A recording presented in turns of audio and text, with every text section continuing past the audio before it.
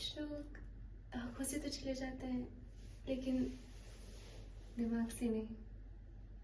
अरे वो room number 313 का आदि, वाइट शर्ट, जिम बैग, काले बाल, एकदम हीरो मटेरियल। और मैं गेट पे बैठी वॉच वुमन, उसकी हीरोइन, फुल ऑन फिल्मी वाइब्स।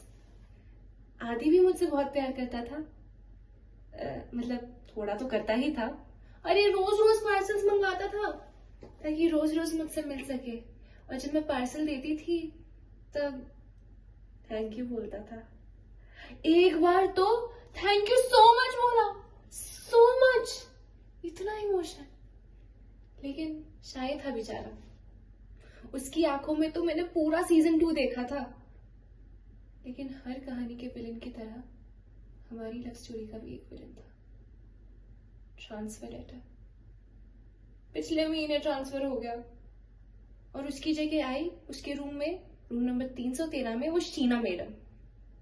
सुंदर थी, देखते ही नजर रुक जाए वैसी वाली, लेकिन बहुत अजीब थी, बहुत एटीट्यूड था उसमें। ना कभी हाय, ना हेलो, ना पार्सल लेने पे थैंक यू। इन जैसे लोगों के लिए ना, मेरी जैसी वॉचमैन ये दीवार जैसी होती है। लेकिन ये लोग ये भूल जाते हैं कि दीवारों के भी तो कान होते हैं। अरे सीसीटीवी से ज्यादा फुटेज रखती है मैं। इन रिच लोगों की कॉलोनी में रहना मतलब पूरा दिन मूवी, कॉमेडी, ड्रामा, रोमांस और रियल लाइफ हॉरर। अरे ये रोमांस तो शीना और देव का चलता था। देव वो सीएम साहब का बेटा, एकदम सीएम साहब पे नहीं गया, कितना प्यारा है, नो शो ऑफ, कितना अच्छा है, और शीना से कितना प्यार करता है।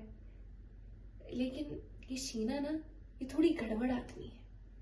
रोज रोज रात को देर से आना, अजीब अजीब लोगों के साथ उठना बैठना, फोन पे हर समय धीरे धीरे आवाज में बात करना, ये ना सबको गड़बड़ लगती है, सबको डेंजर लगती है। और फिर क्या हुआ, आई एक दिन पुलिस, न्यूज लगी, सुसाइड, ड्रग्स, स्कैंडल। सबने कहा वो शीना, वो अजीब सी लड़की ड्रग्स लेती थी और ड्रग्स बेचती थी। सब शॉक हो गए। और देव, वो तो विश्वास ही नहीं कर पाया, बोलने लगा नहीं नहीं, शीना ऐसा काम नहीं कर सकती, उसे मैं बहुत अच्छे से जानता हूँ, वो बहुत अच्छी लड़की थी, वो ये सब नहीं कर सकती।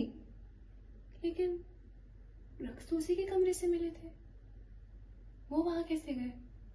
घूमने तो नहीं गए होंगे, तो कैसे गए? अरे मैं बताती है ना, उस रात मैं अपनी नाइट ड्यूटी पे गई थी टॉर्च लेके। एकदम सन्नाटा था, बस मैं और मेरे जूतों की धीमी धीमी आवाज। जैसे ही मैं रूम नंबर 313 के पास पहुंची, कुछ अजीब सा लगा, जैसे दरवाजा सांस ले रहा हो। बंद था लेकिन एक अजीब सी घुटन, और फिर आवाज सुनी, ये सब क्या है देव? ये सब इतने सारे पैकेट्स, ये सब क्या है? ये ड्रग्स है देव। देव ये सब तुम्हारा तो देव, तुम ये। जैसे ही शीना चिल्लाई, देव तुम पागल हो गए, मुझे छोड़ो, मुझे छोड़ो, मुझे छोड़ो, तुम ये क्यों कर रहे हो? मुझे छोड़ो, मुझे जाने दो, देव मत लो। देव ने शीना का मुंह बंद कर दिया, और फिर घसीटने की आवाज आई। जमीन पे कुछ घसीट रहा था, शायद शीना का शरीर। वो चिल्लाई, अपनी दबी आवाज में वो चिल्ला रही थी, उन्हें छोड़ दो, उन्हें छोड़ो, उन्हें छोड़ो, ये क्यों कर रहे हो? उन्हें छोड़ो, उन्हें छोड़ो, उन्हें छोड़ो, ये क्यों कर रहे हो? और शीना का सिर दीवार पे दे मारा हो। वो चिल्ला रही थी, लेकिन अब उसकी आवाज में चीख नहीं, घुटन थी, जैसे उसका गला दबाया जा रहा हो। मैं उस रात वहीं थी। मैंने सब सुना। शीना की वो चीख, उसको जमीन में घसीटने की गूंज, फर्नीचर के टकराने की आवाज, बीच बीच में उसकी ठंडी पड़ी खामोशी,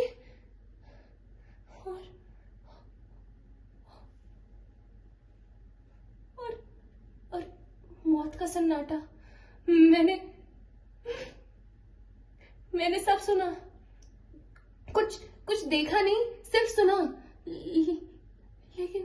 लेकिन अगर शायद देख लिया होता आंखों से तो दर्द कम होता। रोज सोचती हूँ क्या हो अगर मैं सब सच बता दूं तो। न्यूज, हेडलाइंस, नहीं, मैं सच नहीं बताऊंगी। क्यों? एक अजीब सी खुशी है, एक अजीब सी ताकत, जैसे एक राज जिसकी मालकिन सिर्फ मैं हूं, जो सिर्फ मेरे पास है। मैं नहीं बताऊंगी। सोचती हूँ ना, रोज सोचती हूँ क्या हो अगर मैं बता दूं तो सब सच। वो देव फंस जाएगा। हाँ,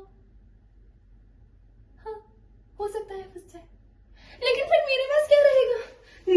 नहीं, मैं सच नहीं बताऊंगी। अपने पास रखूंगी छुपा के।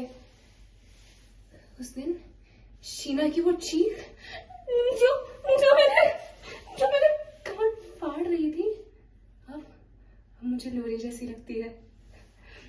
वो सन्नाटा जो मेरे अंदर उतर गया था, अब उसके सर में गोद रख के मैं सोती हूँ। शीना की चीख में अब वो दर्द नहीं, सुकून है, जो सिर्फ मुझे सुनाई देता है, सिर्फ मुझे। तुम्हें किसी को नहीं बताऊंगी। अगली बार किसी वॉचवुमन को देखो और उसकी आंखों में थोड़ा पागलपन देखो तो ध्यान रखना, क्या पता कितनी लाशों का राज छुपा रखा हो।